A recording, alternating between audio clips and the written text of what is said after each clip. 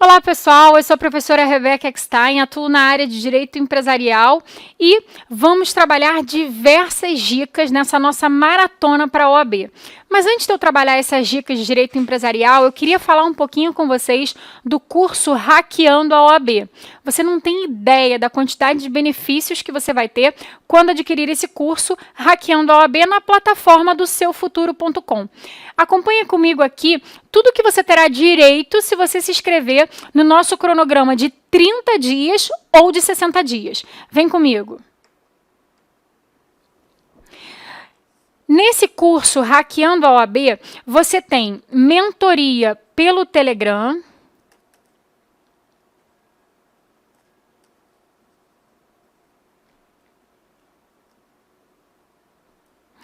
você tem dicas diárias,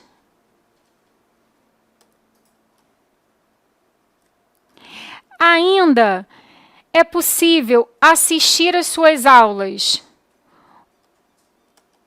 online ou offline. E isso é muito importante porque às vezes você não tem acesso à internet, por exemplo, está no metrô, está no ônibus, quer assistir uma aula, você pode baixar essa aula e assistir ela offline. Todas as nossas aulas podem ser assistidas com legenda.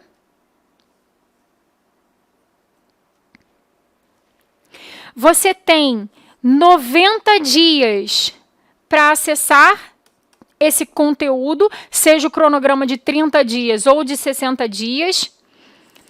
Gente, o melhor, vocês não acreditam. As aulas, elas não têm limite de visualização. Tem noção? Você poder assistir a aula várias vezes, quantas vezes forem necessárias para você aprender o conteúdo. É isso mesmo, sem limite de visualização. Me diz aí qual curso que você compra e não tem limite de visualização. Ou melhor, sem limite de visualização. Joga para cá, ainda não acabei. Sem limite de visualização e uma equipe altamente qualificada e especializada que vai ajudar você a ganhar a sua carteirinha da OAB. Então, fala sério, né, gente? É muito benefício, é muita vantagem e eu tenho certeza que se vocês adquirirem com a gente o cronograma de 30 ou de 60 dias, vocês não vão se arrepender. E, por último, você conta com uma equipe especializada que vai te ajudar na preparação do exame para a OAB. Agora, vamos à nossa maratona de dicas. Eu trouxe para vocês vários pontos que são muito importantes e que já foram objeto de prova ou que podem ser objeto de prova para a OAB. E a gente vai começar falando a respeito da teoria da empresa, um tema muito importante, empresário e empresa. Afinal de contas, você precisa saber qual atividade é considerada empresária e quais são as atividades que não são consideradas empresárias.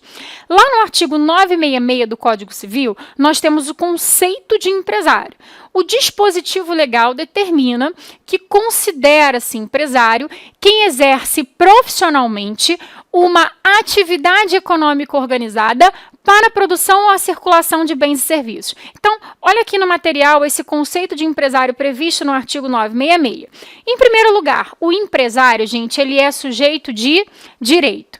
Então, para que a minha atividade ela seja considerada empresária, é necessário que eu exerça profissionalmente, ou seja, que eu exerça com habitualidade. Uma atividade econômica, então eu preciso ter uma finalidade lucrativa. A minha atividade precisa ser organizada. A organização, gente, nada mais é do que a reunião dos fatores de produção.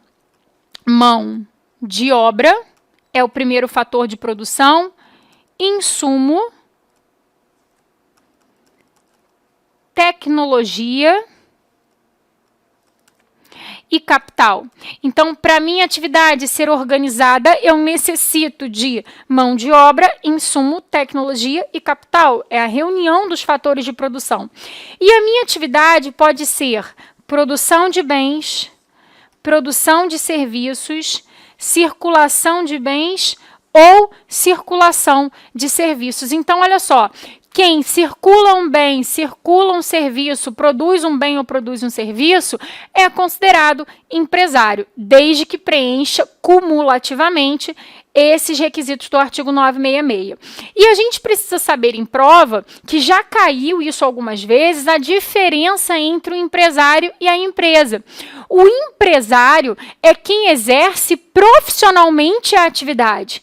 E o que é empresa, hein? Empresa é a atividade econômica organizada para a produção ou a circulação de bens ou de serviços. Então, empresário é quem exerce profissionalmente a atividade. E empresa é a atividade econômica organizada para a produção ou circulação de bens e serviços. Então, cuidado com essa primeira dica muito importante a respeito do empresário e da empresa. Dando continuidade, a gente precisa falar daqueles que têm impedimento legal de ser empresário. E aí eu estou falando empresário individual. Então, quem é que tem impedimento de ser empresário individual? Eu listei aqui no material para vocês todas as pessoas que têm impedimento que caem em prova.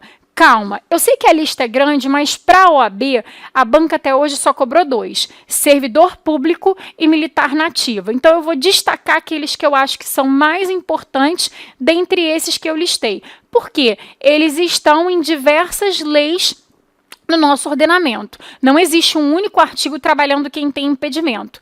Impedimento para ser empresário individual, tá, gente? Não para ser sócio ou sócio de sociedade empresária ou instituidor de EIRELI. Olha aqui no material, então.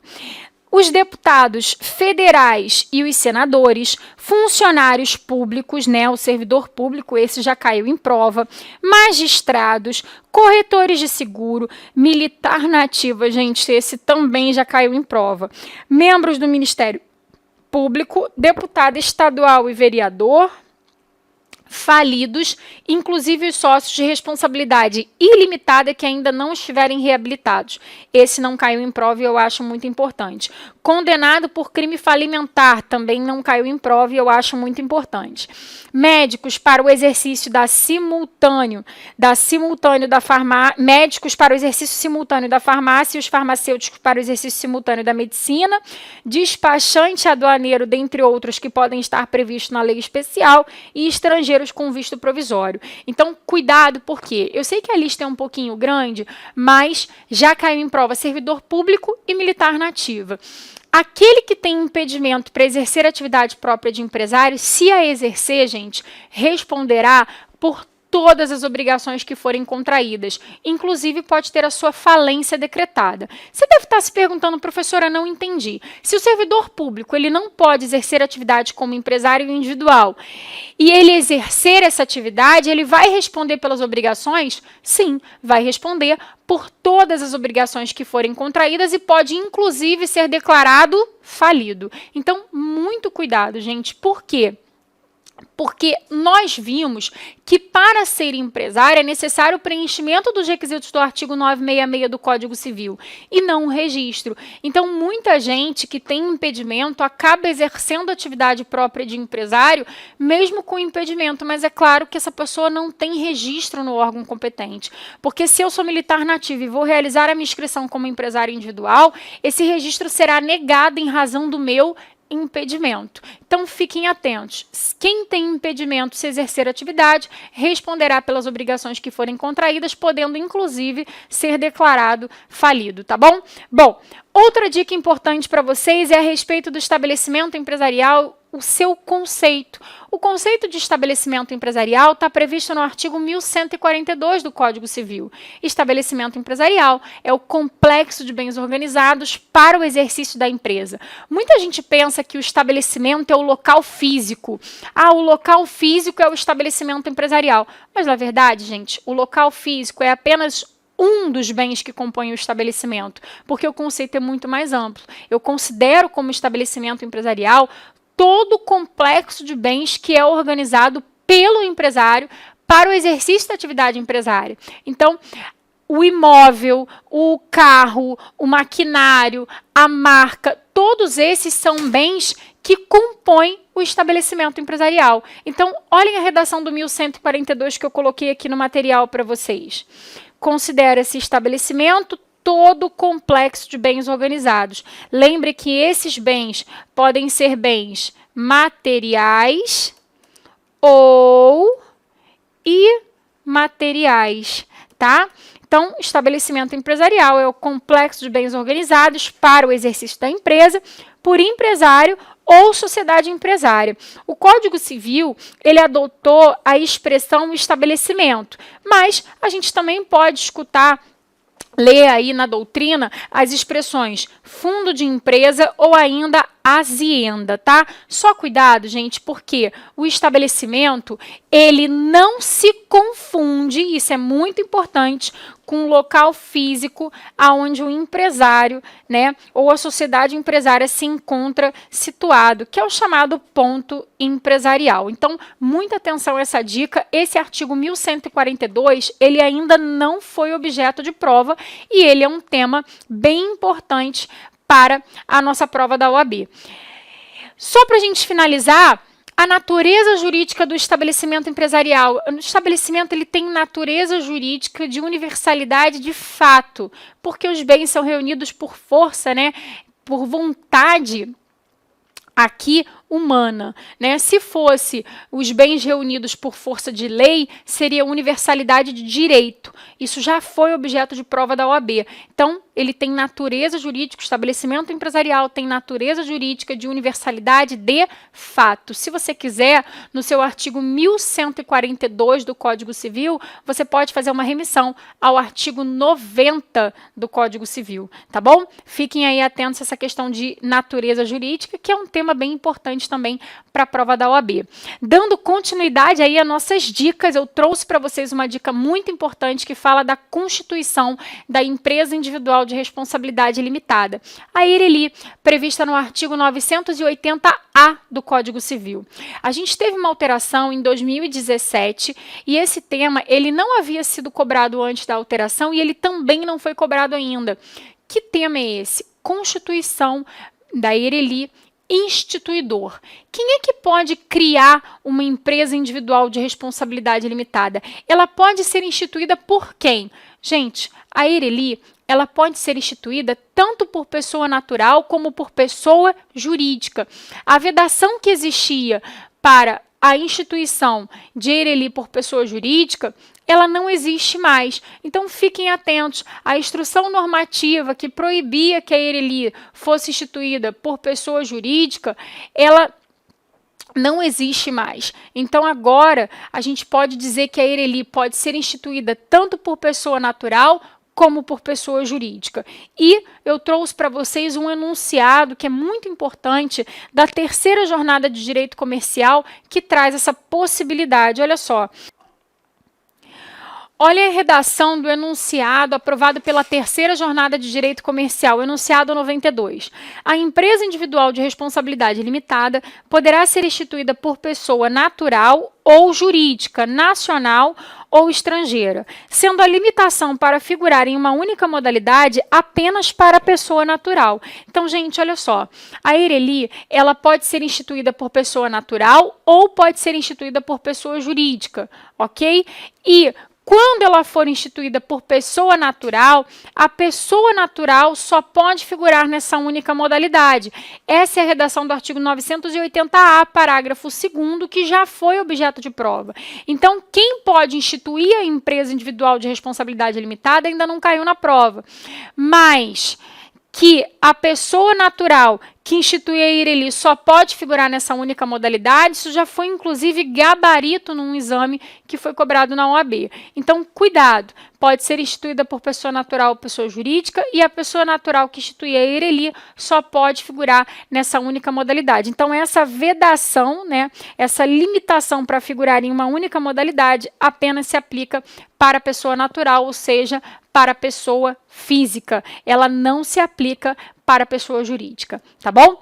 Próxima dica para vocês, responsabilidade dos sócios. Gente, esse tema já foi gabarito de prova 3 vezes. Então, cuidado. O tema responsabilidade já caiu, né? E eu vou mostrar para vocês o que foi gabarito nesse tema responsabilidade dos sócios. Aqui, a gente consegue ter uma visão ampla e trabalhar as principais sociedades que podem cair na nossa prova. Então, olha essa tabela que eu criei aqui para vocês, falando a respeito da responsabilidade.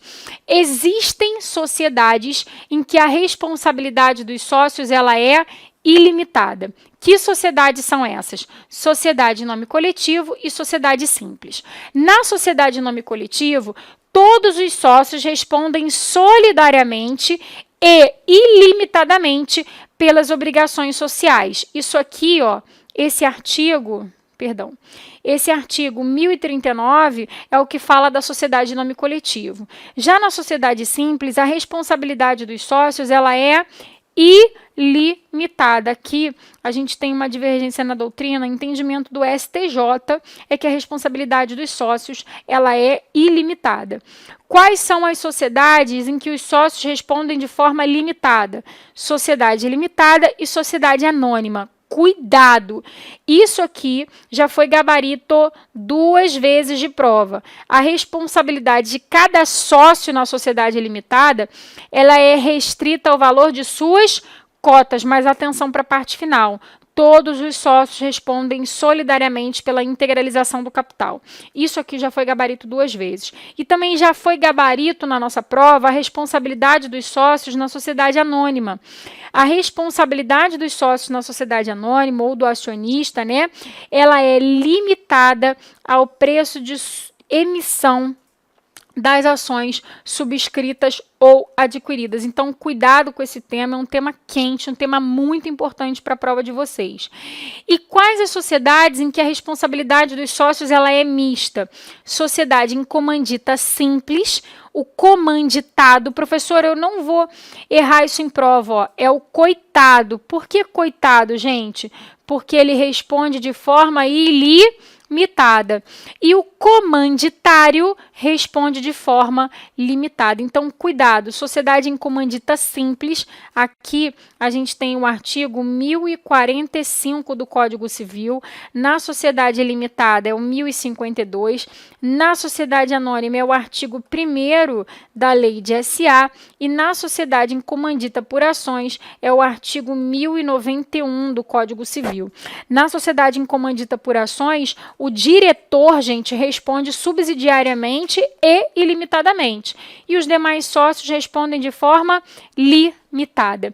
Para nossa tabela ficar completa e para você não errar essa questão de responsabilidade, eu vou falar das cooperativas. Nas cooperativas, os sócios, né, os cooperados, eles podem escolher se eles querem responder de forma limitada ou ilimitada. Então, eles podem escolher responder de forma limitada ou eles podem escolher responder de forma limitada. Fiquem atentos a essa questão da cooperativa.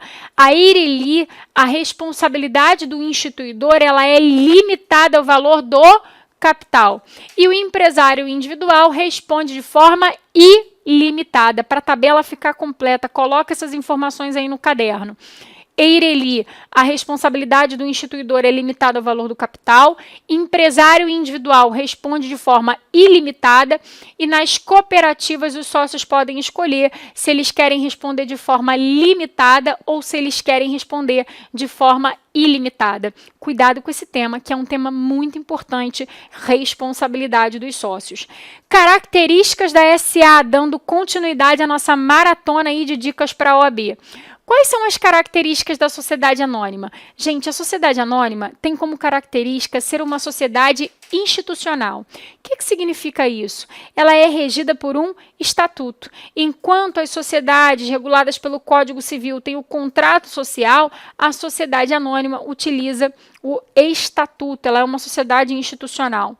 Segunda característica, a sociedade anônima ela tem natureza capitalista.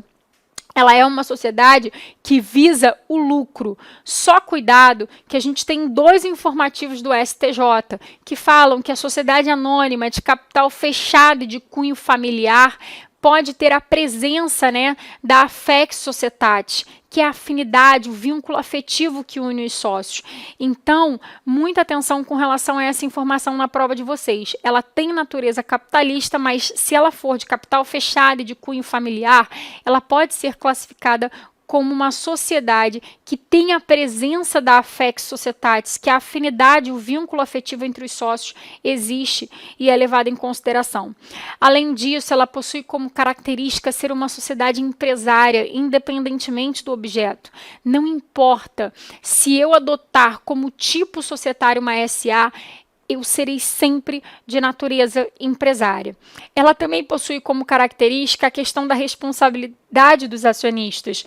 A responsabilidade dos acionistas, ela é limitada ao preço de emissão de suas ações subscritas ou adquiridas. E para fechar, a sociedade anônima tem o seu capital dividido em ações e não em cotas, como acontece nas sociedades reguladas pelo Código Civil. E como eu falei para vocês que a companhia de capital fechado e de cunho familiar tem a presença da affectio, só para a gente fechar essa dica, a sociedade anônima ela pode ser de capital aberto ou de capital fechado. O artigo 4º da Lei de SA, que é a Lei 6404 de 76, ele determina que as companhias podem ser abertas ou fechadas conforme os seus valores mobiliários de emissão estejam ou não admitidos à negociação no mercado de valores mobiliários. Lembrem o seguinte, gente, quando ela fala que as companhias podem ser abertas ou fechadas conforme seus valores mobiliários compreende ações, bônus de subscrição, comercial paper, debêntures, são diversos os valores mobiliários que podem ser emitidos por uma companhia. E também é importante destacar, quando ela fala mercado de valores mobiliários, a expressão mercado de valores mobiliários compreende bolsa de valores e mercado de balcão. Cuidado com essas informações. Todas elas já foram objeto de prova. Fechamos aqui, então, a dica sobre características da SA. Vamos falar a respeito da apresentação do plano de recuperação judicial. Pulando lá para a Lei 11.101 de 2005, o plano de recuperação judicial, ele precisa ser apresentado no prazo de 60 dias. Isso já foi gabarito de prova 2 vezes. O devedor tem o prazo improrrogável de 60 dias para a apresentação do plano de recuperação sob pena de convolução e falência. Se o juiz defere o processamento da recuperação judicial, a partir da publicação dessa decisão que defere o processamento da recuperação judicial, ele tem o prazo de 60 dias, prazo esse improrrogável, para a apresentação do plano de recuperação. Olha que eu coloquei aqui a redação do artigo 53 no material. O plano de recuperação será apresentado pelo devedor em juízo no prazo improrrogável de 60 dias contados da publicação da decisão que deferir o processamento da recuperação judicial sob pena de convolução e falência. Então, cuidado. Depois que o devedor apresenta esse plano de recuperação judicial, será publicado um edital contendo aviso aos credores que o plano foi apresentado para que esses credores possam opor objeção. Lá no artigo 55, ele determina que os credores terão prazo de 30 dias para opor objeção ao plano de recuperação que foi apresentado pelo devedor. Se esse plano que foi apresentado não tem nenhuma objeção e o plano ele cumpre os requisitos da lei, nesse caso, o juiz, então, concede a recuperação.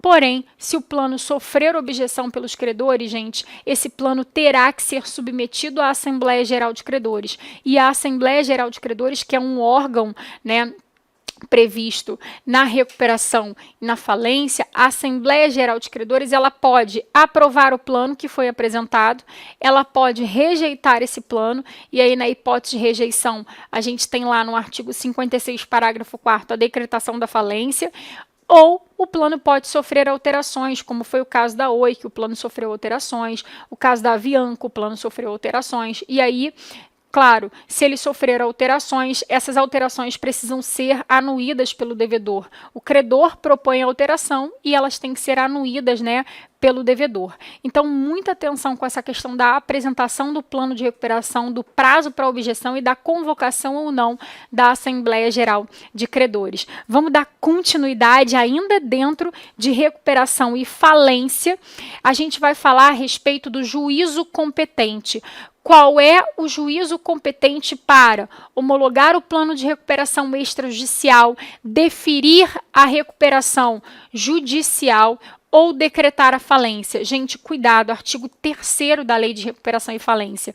O juízo competente é o juízo do local do principal estabelecimento do devedor ou da filial da empresa que tem a sede fora do Brasil. Então, juízo competente local do principal estabelecimento. Encontre essa alternativa como gabarito na prova de vocês, tá bom? Vamos pular um pouquinho, vamos falar a respeito de título de crédito. Dentro de título de crédito, eu trouxe um assunto que cai muito em prova, gente. É o endosso parcial e o aval parcial. O que significa endosso parcial? Endosso parcial é você transferir apenas uma parte da quantia prevista no título. Então, imaginem que eu recebi aqui um cheque no valor de R$1.000 e eu quero endossar R$500 para a professora Isabelle Gravatar, de Direito do Trabalho. Se eu quero endossar R$500 para a professora Isabelle Gravatar, será que é possível esse endosso parcial? Gente, pensa o seguinte, tem como rasgar o cheque no meio? Porque o endosso parcial é a transferência parcial do crédito. Se eu preciso do cheque para cobrar, preciso do cheque para protestar, preciso do cheque para ajuizar a ação de execução, como é que eu vou realizar um endosso parcial, gente? Não dá, o endosso parcial é nulo. Só se eu rasgar o cheque na metade, dar metade para a professora Isabelle e ficar com a outra metade. Isso não é possível, então cuidado, endosso parcial é nulo. E o aval parcial? O que é o aval parcial? O aval parcial, o avalista vem para o título de crédito para avalizar apenas a metade da obrigação. Pense nesse mesmo exemplo. Eu tenho um cheque no valor de R$1.000. O professor Cristiano Sobral vem avalizar essa obrigação em R$500. Qual é a ideia? Se eu tenho uma pessoa querendo garantir a obrigação, ainda que parcialmente, a LUG permite.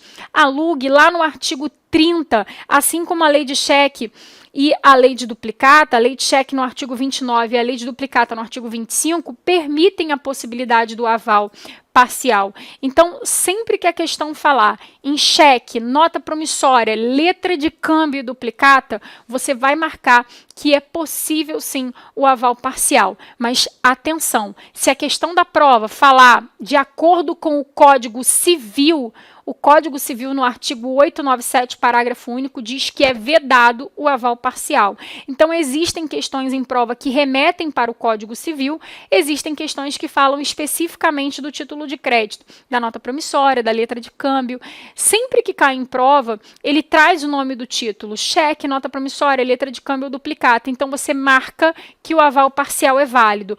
Quando cair em prova de acordo com o Código Civil, não caiu ainda, tá? Mas se cair de acordo com o Código Civil, você vai dizer que é vedado o aval parcial.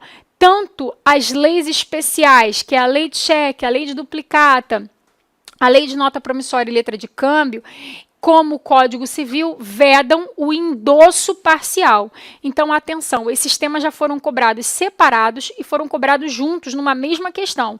Endosso parcial é nulo, aval parcial é válido quando ele mencionar a lei especial ou quando ele mencionar o título de crédito na hora da prova. Se ele perguntar de acordo com o Código Civil, você vai dizer que é vedado o aval parcial. Outra questão muito importante, outra dica muito quente, que já caiu várias vezes na prova da OAB, é a respeito do prazo prescricional do cheque. O prazo prescricional do cheque, gente, é de 6 meses contados do término do prazo de apresentação. Como assim, professora, término do prazo de apresentação? Você não sabia? O cheque tem um prazo para ser apresentado à instituição financeira. Quando esse cheque ele é de mesma praça, o prazo de apresentação é de 30 dias. Quando esse cheque é de praça diversa, o prazo de apresentação é de 60 dias. Significa que, em tese, o credor tem 30 dias para apresentar ou 60 dias, a depender se o cheque é de mesma praça ou de praça diversa.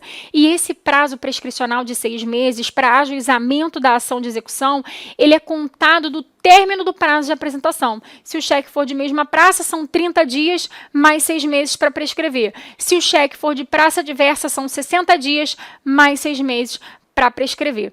Claro que essa prescrição é para ajuizamento do prazo, é para ajuizamento da execução. A gente tem a ação de locupletamento ilícito previsto na lei de cheque, cujo prazo é de 2 anos, e a gente tem a ação monitória, cujo prazo é quinquenal de 5 anos, súmula 503 do STJ. Aliás, gente, a súmula 503, ela não caiu ainda em prova. Cuidado, súmula 503 do STJ. Prazo para ajuizamento da ação monitória no cheque, para cobrança de cheque quinquenal, ok? Fiquem aí atentos com relação a essas dicas que eu dei para vocês. Para a gente encerrar aqui a nossa maratona de dicas, né, de direito empresarial, a última dica que eu queria trabalhar com vocês aqui é a respeito do artigo 977 do Código Civil, sociedade entre cônjuges. Podem os cônjuges contrair sociedades entre si ou com terceiros, cuidado, desde que o regime de bens não seja comunhão universal e separação obrigatória. Gente, o artigo 978, que está logo abaixo, também já foi objeto de prova da OAB. Ele fala a respeito da possibilidade de alienação de bem imóvel, tá? Então ele fala que o empresário pode, sem a necessidade de outorga conjugal, alienar ou gravar em ônus reais bem imóvel que pertence ao patrimônio da empresa. Então, cuidado, porque o artigo 977, que é a sociedade entre cônjuges, não foi objeto de prova ainda, mas o artigo 978 já caiu em prova, já foi gabarito de prova. Espero que vocês tenham gostado das nossas dicas aí, principalmente de direito empresarial, e que ajude vocês a serem aprovados na prova da OAB. Beijo muito grande para vocês. A gente se encontra, né, se Deus quiser, no Hackeando a OAB.